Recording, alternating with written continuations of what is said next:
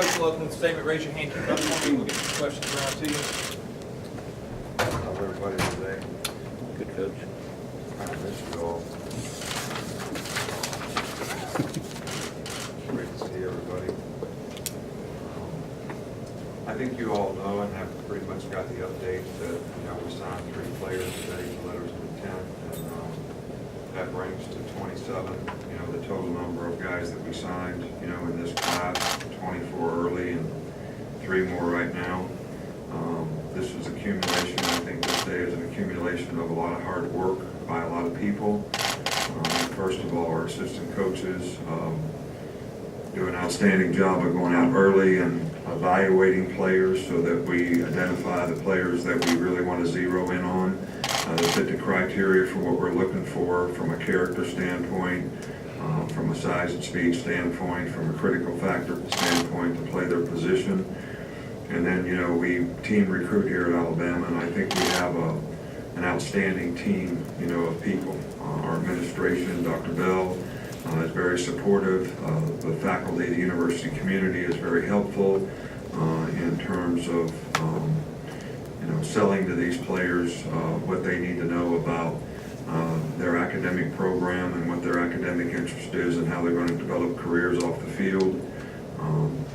Greg Byrne is always involved in each weekend in terms of the support that we get and how he sets the table to give us the things that we need to have a chance to be successful, and all the people in the athletic department and program who work so hard together as a team with the assistant coaches to try to develop the kind of relationships with these young men that give us the best opportunity to get them here, whether it's in the academic support program, John Deaver and his staff, or our nutritionist, Miss Amy, our medical staff, Jeff Allen and his group, Scott Cochran in the strength and conditioning program. So there's just a lot of people, whether they're deans of colleges or whoever it is, who really add to making a weekend here something that is informative for a young man and his family, so that they see the value that we try to create for a player when they come to the University of Alabama, and their personal development, their academic support, their career development, and how we would help develop them as football players. So we've identified what our needs are on both sides of the ball. You don't always get all the people. You don't always satisfy all the needs, but we were really fortunate this year to satisfy a lot of the needs that we have.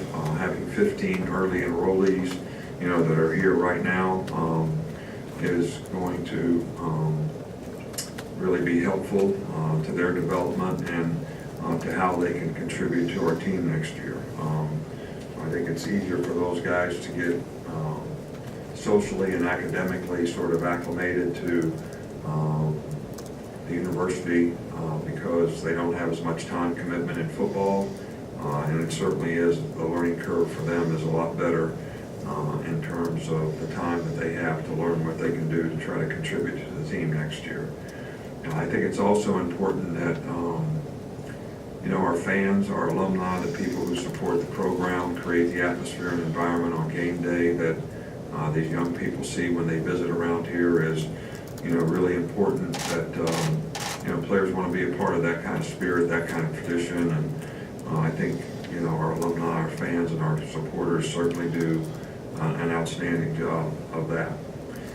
I know that everybody likes to talk about how your class is ranked, how your class is rated, and all those types of things, and I think we're excited and very fortunate to have the kind of class, the number of quality student athletes that we have in this class, and what those guys can contribute to sort of helping us continue to have a successful program here, both on and off the field. But the opportunity that they have as individuals is outstanding, and the relationships that we want to develop with them to help them grow and develop as people, students, as players is instrumental. But I think our focus is always on development with players, and we want them to focus on what they have to do to be complete players at their position, and believe the truth about what they have to do to improve, how they can prepare themselves so that they can go out and create value for themselves when they do get an opportunity to play, because everything is going to be performance-based in the future. So that's what we want to help them do, continue to grow and develop so that they can perform well when they get the opportunities. You know, if you really wanted to evaluate a recruiting class, I guess if you looked a couple of years down the road and said, well, how many of those guys really developed into being something that they were sort of, you know, thought that they could be, that would be a much truer evaluation of a class. But we certainly feel fortunate that we're able to attract the quality of people. We're certainly satisfied. You know, we wanted to recruit a lot of linemen in this class, and to get 5 offensive linemen and 6 defensive linemen was probably a really good thing. Felt like 5 defensive backs was a really good thing for us. You know, a couple running backs to replace the guys that, you know, we lost this year. You know, a couple young quarterbacks to try to develop to see if they can create some competition at that position. So there's a lot of good things in this class. Okay, Coach, we'll start in the back left with Cecil. Coach, addressing today's signees, or at least one from out of state, Ishmael Sacha really seemed to face a lot of pressure, he and his family, to stay closer to home. What did you see from Ishmael and his family during the recruiting process that sort of made you feel like they, I'm sure you anticipated it, what made you feel like they could stand up to that? Well, I think a lot of these guys that are from out of state, you know, get that kind of, you know, pressure. But, you know, I think that I was really proud of Ish for, we challenged him and he accepted the challenge. We challenged him to come here and create value and compete against really good competition, which is going to make him a better player, make him a better person, have a much better chance to be successful, develop a career off the field, develop a career on the field, play at the next level. And, you know, he accepted the challenge. And, you know, I think if you ask a lot of our players that have played here in the past, you know, one of the things that they always refer to that made them better was, you know, the competition every day in practice and how they got challenged. And I think that's one of the things that really struck a chord, you know, with him and his family both. We're happy to have him, and I think he can be a really good player for us. Over on the right with Charlie. You had a lot of new coaches recruiting familiar players in your program. Just how do you think those new assistants did in such a quick turnaround out on the recruiting trail? Well, I think that mostly what we did in January was really about next year's recruiting, the 2020 class. You know, basically 2 of the 3 guys that we signed today were committed to us before. So the coaches did a really good job of keeping those guys in the fold. I do think there was probably a player or 2 out there that, because of the relationship change from the coach that was recruiting them to the new coach, may have been, you know, a little bit of a problem for them, because those relationships are really, really important. And look, we're really happy with the staff and the guys that we have. We have a lot of good recruiters. I think we have a lot of good coaches, a lot of new energy and enthusiasm with those guys. But I think the one thing when you have change in staff that can be a bit of an issue is if you're still recruiting guys, that the relationship change is, you know, it's a short period of time relative to how long you recruit guys in this day and age, for them to develop the kind of relationships that they feel comfortable with. We'll go in the middle with Michael. Yeah, with the new guys you guys have enrolled already, Alfano has gotten a lot of attention. Seems like he's had a pretty big year. What have you seen from him? What do you know about he's been able to do? Well, we really haven't seen anything from him. I mean, Coach Cochran has worked with him in the weight room. We're teaching the guys the off-season program this week, all the new guys in the program. So next week when we start off-season program, they'll know what to do. But I've had, you know, several meetings with the young players. You know, we like his work ethic. He obviously has been a very productive player. We like his size. What we've seen of him in high school is the same thing you've seen of him. And, you know, again, we're going to focus on his development, and hopefully he's someone who can help us, you know, early on. We're going to need some depth in the defensive line, and I think we have 3 of the young players here now, and we'll have 3 more in the fall or in the summer. So it's good to have those guys here to work with, but I haven't seen him do anything physically when I can make a comment on anything that he's done. Coach, we'll come back over here with Ben. You mentioned taking most of the last month to recruit guys in the 2020 class. Is that a big change for you from previous years around this time of year?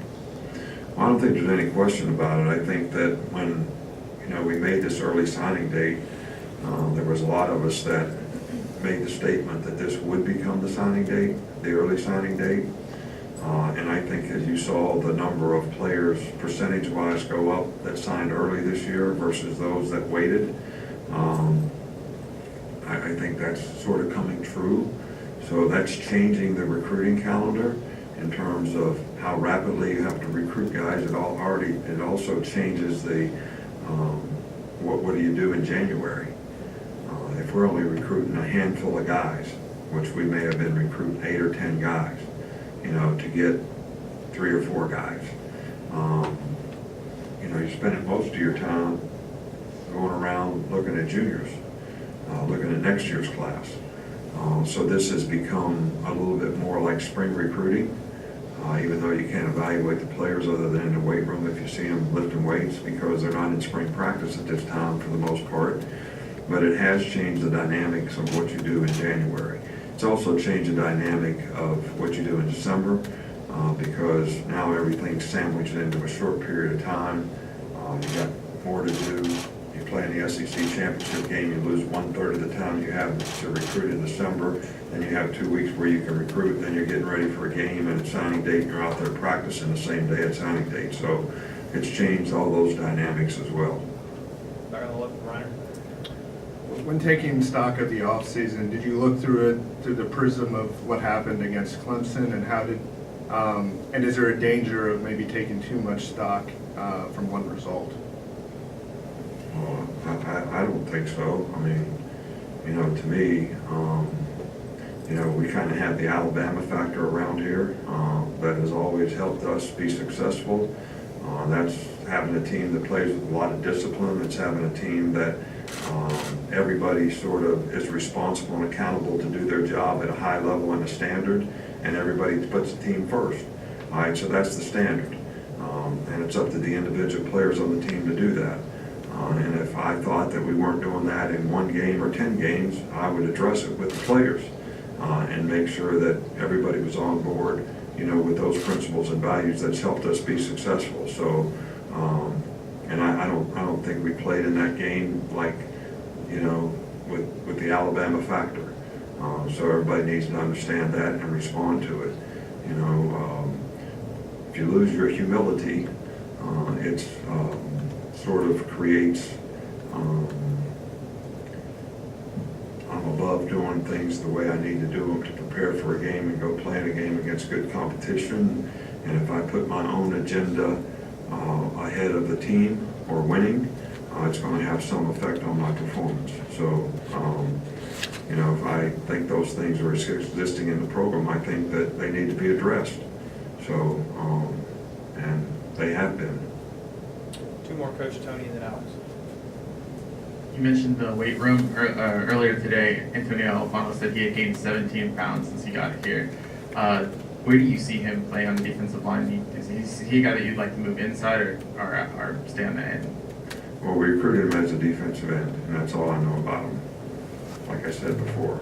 So, I didn't even know he gained 17 pounds. I guess we ought to have a staff meeting with you guys so I can get information on what's happening in our program. But I appreciate it. Finish up with Alex. Nick, were there any positions that you were targeting today that obviously didn't come through? And could you be on the lookout, whether through the transfer portal or other places, to fill some of those needs? Well, I think the big thing, we recruited 1 tight end. The fact that, Hale was a senior and Irv went out already for the draft.